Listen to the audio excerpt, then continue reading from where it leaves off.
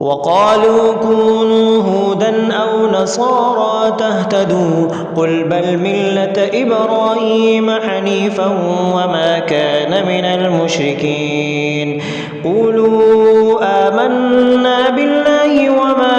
أنزل إلينا وما أنزل إلى إبراهيم وإسماعيل وإسحاق ويعقوب والأسباط وما أوتي موسى وعيسى وما أوتي النبيون من ربهم لا نفرق بين أحد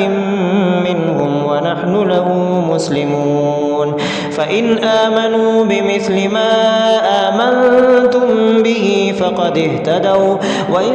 تولوا فإنما هم في شقاق فسيكفيكهم الله وهو السميع العليم صبغة الله ومن أحسن من الله صبغة ونحن له عابدون قل أتحاجوننا في الله وهو ربنا وربكم ولنا أعمالنا ولكم أعمالكم ونحن له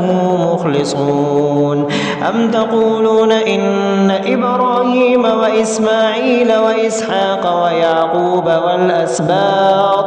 والأسباط كانوا هودا أو نصارى قل أنتم أعلم أم الله ومن أظلم ممن كتب شهادة عنده من الله وما الله بغافل عما تعملون تلك أمة قد خلت لها ما كسبت ولكم ما كسبتم ولا تسألون عما كانوا يعملون.